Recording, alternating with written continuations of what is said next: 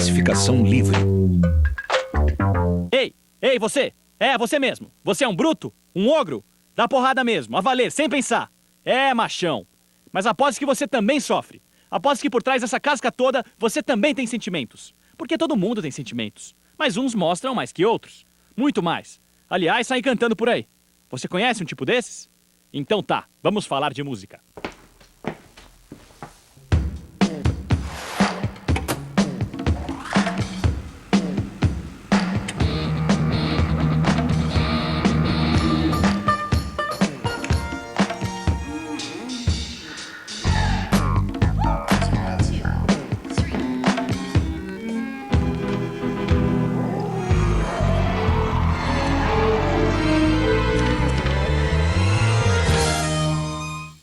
Eu acho que as melhores canções de rock já feitas no mundo, eu arrisco dizer, que foram escritas nos piores momentos emocionais dos seus autores. Acende uma lâmpada assim, fala, puxa vida, como é ruim viver. Cuidado, na próxima meia hora você pode ficar deprimido, jururu, questionar a vida, mas não perca os ânimos. Isso ajuda a entender uma série de questões recorrentes ao comportamento musical atual. Por exemplo, por que o My Chemical Romance se esgoela tanto com o divórcio do papai e da mamãe?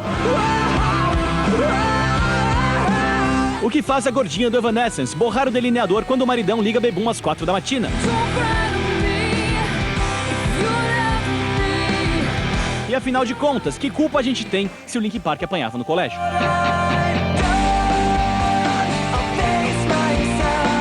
O fato é que, ao contrário de muitos músicos chubiruba de bem com a vida, sempre existiram aqueles que preferiam pôr pra fora suas angústias, curtir uma fossa, uma deprê, uma bad.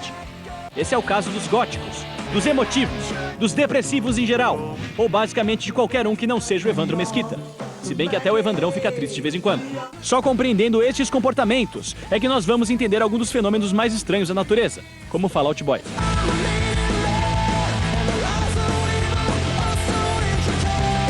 O Fall Out Boy não vai admitir pra você, mas ele é emo. O emo é um sintoma muito particular dos últimos anos. E completa nossa trinca tristonha por valorizar sentimentos muito semelhantes ao dos góticos e depressivos.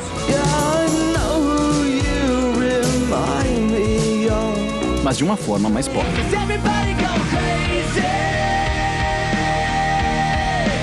Assim como os góticos foram resposta sensível ao punk, o emo foi a resposta sentimental ao hardcore.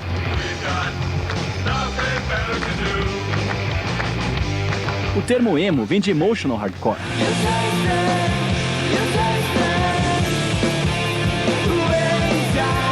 O emo surgiu por causa de que tava vendo muita violência em show de punk rock, assim, e hardcore. Então a galera começou a fazer um som que as letras não falassem tanto de coisas políticas e de sentimentos voltados pro lado mais violento e tal. Começou a fazer letras até falando de amor e tal. O Koala e o Fabrício são do Reitinho, que foi influenciado pelo emo old school e, seguindo a mesma tradição, fazem canções confessionais. Já perdeu um sonho aqui, sabe o que é decepção? Eu acho que o punk, mesmo niilista, ele sempre foi confessional, desde o começo. E hoje, se tem essa coisa confessional, não deixa de ser punk. Talvez seja melhor assim, e que talvez teu mundo não tenha lugar pra mim. O Nenê Alto também faz letras confessionais e ainda apresentações bastante emocionadas com Dance of Days. O ato de se jogar e rolar faz parte da performance emo.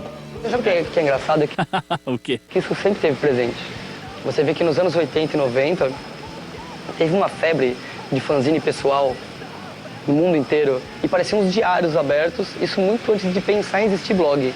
E era confessional no meio punk. Pô, eu nem achei tanta graça. O emocore ficou menos underground no final dos anos 90, quando apareceu junto com o punk pop, cativando um público ainda mais jovem. E junto de tantos adolescentes, vinha um turbilhão de hormônios e emoções que dava o tom das letras. O lance do emo é porque eles são geralmente muito jovens, né? E eles estão começando a sentir os primeiros sofrimentos da vida, que de repente é um divórcio do pai, da mãe, de repente é a namoradinha que sai com outro cara e aí ele é corno, entendeu? Porque ele tá formando sabe? A parte emocional dela, a parte até ideológica, a personalidade, tá tudo tipo meio que acontecendo. Então a pessoa tá meio que explodindo, não tem como.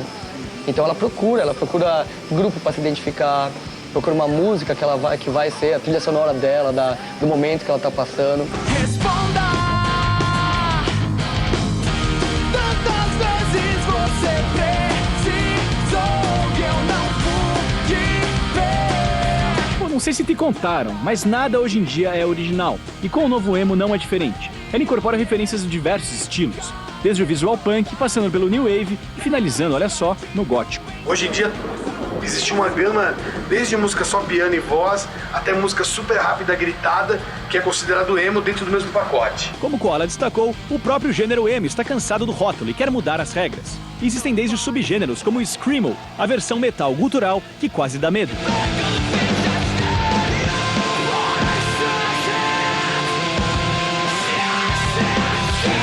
Até alguns grupos, como Panic! At the Disco e Fall Out Boy, que com um pouco de malícia dão a sua versão do emo pimp, mano.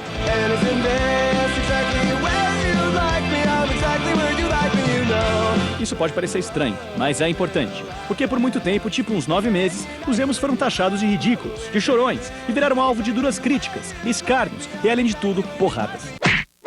Geralmente quem tem preconceito com esse pessoal emo é gente que já tem os seus 25, 30 anos, que também nos anos 80 passou pelas mesmas coisas. Todo mundo usava lápis no olho e calça apertada. Tá ligado? Só que hoje em dia, só porque eles são tiozão, eles vão brigar com a molecada que tá fazendo isso, mano. Acho que é uma coisa de repressão tão boba, porque a pessoa na casa dela escuta o Ramones falando de amor.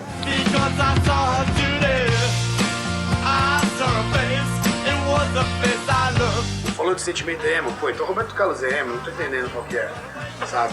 E o que me incomoda mais, cara, é um monte de gente idiota, cara, que perde tempo pra ficar falando mal de emo, aí chega em casa e vai chorar as mágoas ouvindo Marisa Monte. Deixa eu dizer que te amo. O Koala tem um bom ponto. Seja com Marisa Monte, novela ou livro do Paulo Coelho, todo mundo gosta de derrubar lágrimas. Esse é um hábito muito antigo que os emos pegaram emprestado, junto com Lápis de Olho e 5 Mangos, de outro grupo, os góticos. Mas isso, meu amigo, a gente só vai saber no próximo bloco, quando falamos com Dado Villa-Lobos, Kid Vinil e o superintendente do Serviço Funerário de São Paulo.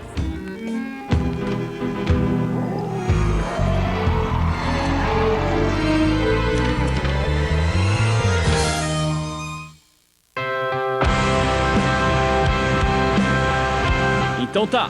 Até agora falamos dos emotivos, o rock jovem e sentimentaloide que vem lavando as mágoas de uma geração inteira com seus berros chorosos. Mas esse comportamento sensível e boa parte do visual emo vieram de um movimento pioneiro em sensibilidade, os góticos. Da vontade de ficar tristinho, ao lápis no olho, o gótico influenciou desde o My Chemical Romance e Good Charlotte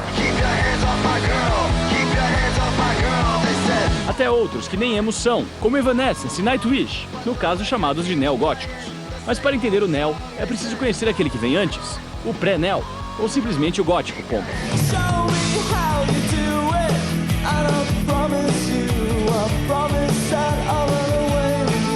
O nome gótico remete aos godos, uma tribo de bárbaros germânicos nada deprimidos, cujo passatempo incluía pilhar, queimar e tocar o terror em diversas cidades da Europa antiga, coisa que os góticos de hoje jamais aprovariam.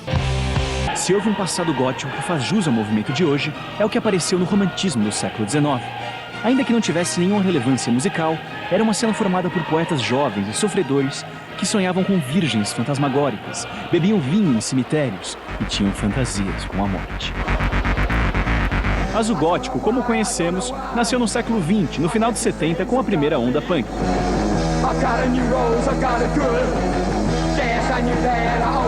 Depois do punk apareceram bandas tipo The Cure, Susie and the Banshees, que no início eram meio punks, depois ficaram pós-punk e aí se encaixaram dentro da coisa do gótico. Esse é o Kid Vinil, que cantou numa banda dos anos 80 chamada Magazine. Que não era gótica, mas o Kid estava por aquelas bandas obscuras quando tudo começou.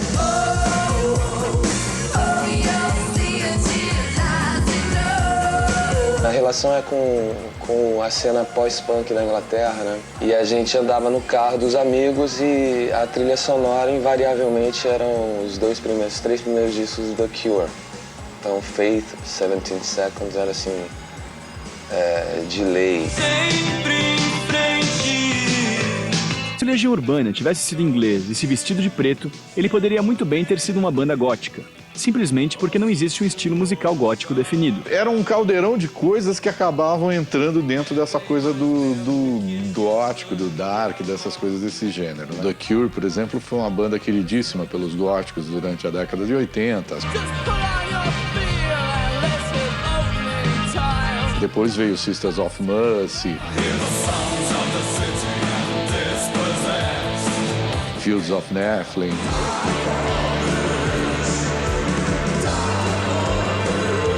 Como o primeiro marco de uma música gótica foi uma música do Bauhaus, que foi o Bela Lugosi's Dead.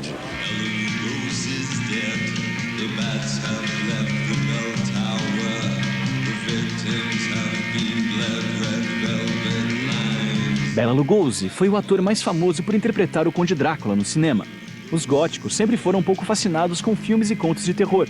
Assim como o nosso amigo Eric, da banda Maldita, que não é gótico, mas adora se empampuzar de sangue e viver fantasias mórbidas. Eu sempre fui muito fã de filmes de terror e depois a gente resolveu levar isso para um palco. Eu vejo o gótico às vezes como uma coisa muito mais produzida, sabe? O próprio Peter Murphy, vocalista do Bauhaus, era um cara que tinha noções de teatro, de uma série de coisas, sabe? De encenação, de arte mesmo, para conseguir fazer o que ele fazia.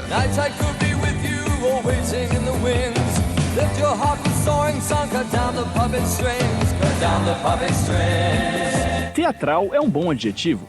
O ato de ser gótico tem um pouco a ver com interpretar um papel, vestir um figurino um pouco fantasioso, usar uma maquiagem carregada e falar como se fosse um vampiro inglês. Eles são pessoas muito introspectivas e gostam de locais que tenham poucas pessoas, por isso que eles geralmente se encontram em cemitérios. Quase um refúgio, né, assim. O cara vai se refugiar ali naquele nicho, naquele ambiente e tal. Mas o que será que os mortos acham do movimento gótico? Já que os falecidos não puderam se manifestar, então consultamos uma pessoa mais comunicativa. O superintendente do Serviço Funerário Municipal de São Paulo. Eu sinceramente não consigo identificar para você no que a convivência dentro de túmulos repõe ou alimenta a filosofia e ideologia de vida deles. Acordar os mortos é muito pouco barulho se comparado ao que foi feito por outras contraculturas. Diferente do punk e até dos hippies, os góticos não tinham uma posição política definida ou vontade de revolucionar alguma coisa. Um dos lugares assim que mais rolou essa coisa do gótico foi no Madame Satã. Era um lugar que também era perigoso, porque normalmente na porta sempre aconteciam algumas tretas de gangues, né? Às vezes skins com góticos ou punks com góticos, enfim. Tretas? Pois é. Se hoje os emos são perseguidos pela sua fofice melancólica, os góticos eram um saco de porrada das antigas gerações. Por quê? Exatamente por serem mais sensíveis, reclusos e não quererem briga. E na verdade, brucutu que é brucutu nunca precisou de motivo para dar porrada. Mas se nenhum dos nossos entrevistados é de fato gótico, então quem são os góticos desse Brasil? Então vamos lá, o que faz um gótico? Às vezes eu acordava achando que era vampiro. Mas nada de beber sangue. Eu bebo sangue. É tipo assim, meu alimento, dia a dia. Toda sexta-feira estou dentro de um cemitério. Vai falar poesia, conversar, beber. Ser gótico é uma coisa que faz diferença pra você e pros outros também. Eu não escondo do sol. Eu trabalho debaixo do sol. Eu não durmo em caixão, eu durmo em cama. Eu sou mais antigo do que esses tempos de agora. Que tipo de música os góticos escutam? As músicas deixam a gente deprimido. Marilyn Manson, Evanescence, Nightwish, Bauhaus, tem The Cold, tem The Cure. Lacrimosa, Sirene. Desde rap até sertanejo. Sertanejo? Bem, quando eu disse que não existia um estilo de música gótico definido, eu não queria dizer que tá valendo qualquer coisa que podia avacalhar geral. Mas enfim, são os novos tempos.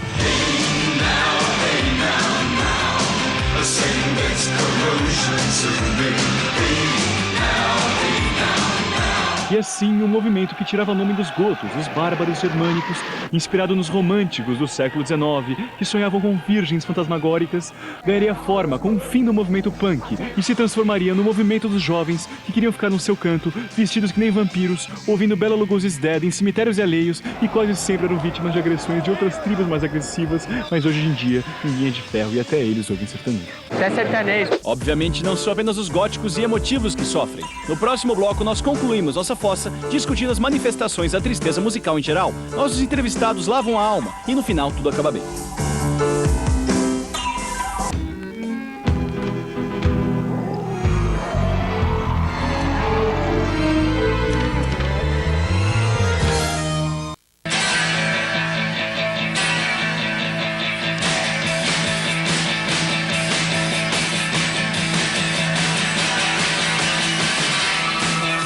E aí, você já está deprimido? Então calma que tem mais chororô.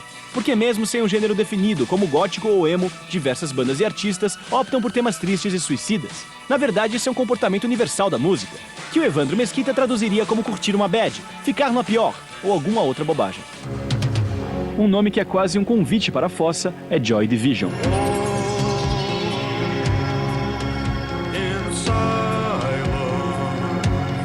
O Joy era uma banda extremamente influente entre os góticos, mas era punk demais para pertencer ao movimento e também melancólica e introspectiva demais para ser considerada punk. Eu acho que o Joy Division é uma das bandas assim mais importantes do final da década de 70, né? E depois com o New Order nos anos 80. Eu acho que até hoje eles são influência para todos. Você ouve o Interpol, você está ouvindo o Joy Division.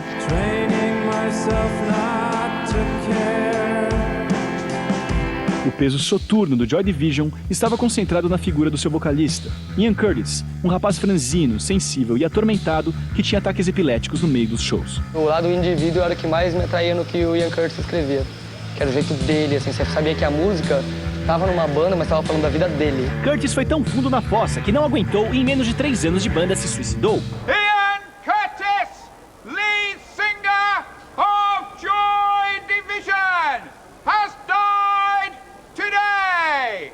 Os outros membros do Joy Division não queriam mais saber de tristeza e foram por um caminho um pouco diferente.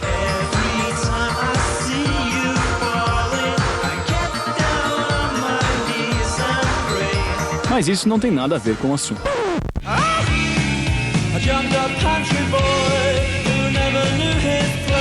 No rock sempre existiu coisas deprê. Os próprios Smiths, às vezes o Morrissey escrevia coisas tristes, coisas trágicas.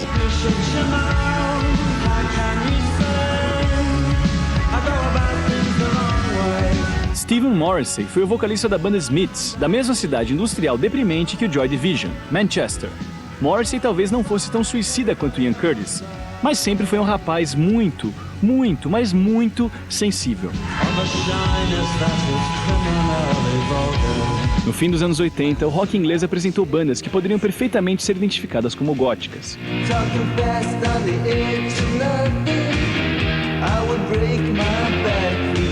Eram bandas deprê, bandas que tocavam, tipo, o shoegazer falava que os caras ficavam olhando pro sapato, pro tênis, enquanto tocavam, cabisbaixos e tal. Basicamente, barulho, mas atrás do barulho, grandes canções, grandes melodias, né?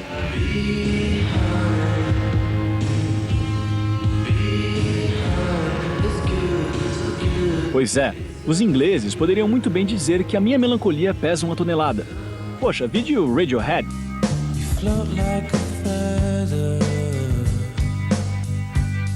O Echo and the Bunnymen. Até os Beatles, que eram felizes,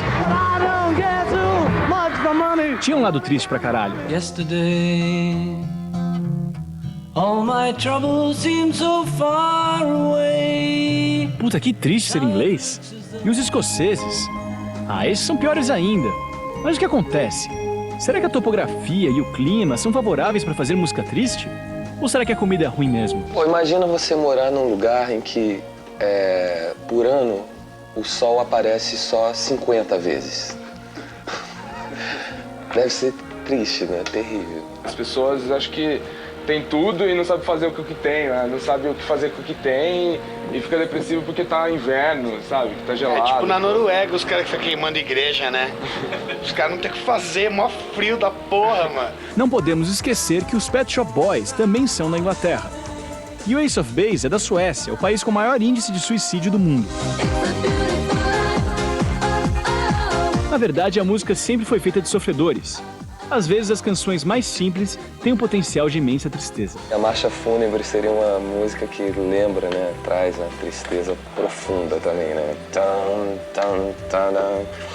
Aquilo é fúnebre. Tamanha diversidade é para provar que a tristeza é muito maior que um movimento musical. Eu acho que arte e sofrimento andam assim, é uma linha muito tênue, você conseguir separar um do outro. Eu nunca consegui compor nada muito feliz da vida, não.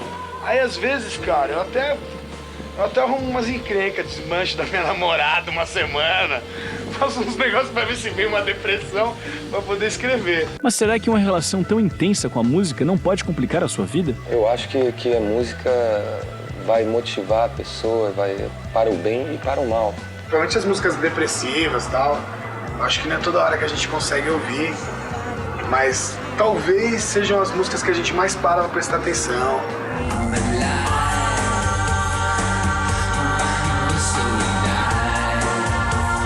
Oh, nossa, eu não sei quanto a vocês, mas eu tô quase pulando da janela. Francamente, é mesmo tão importante assim sofrer? Será que os depressivos, os góticos e até os emotivos não valorizam demasiadamente as tormentas dessa vida? Ou será que eles acham melhor ser alegre que ser triste? Sei lá, pergunta pra eles.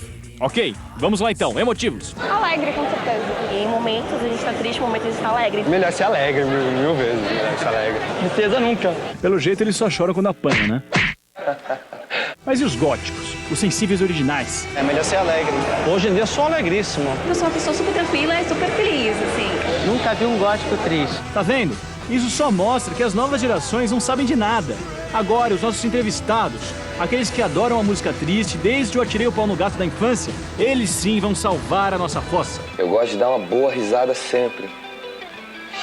E você ser contaminado pelo riso, pela alegria, é muito melhor do que você estar chorando. Eu prefiro ser alegre do que ser triste. Boy, eu sou boy.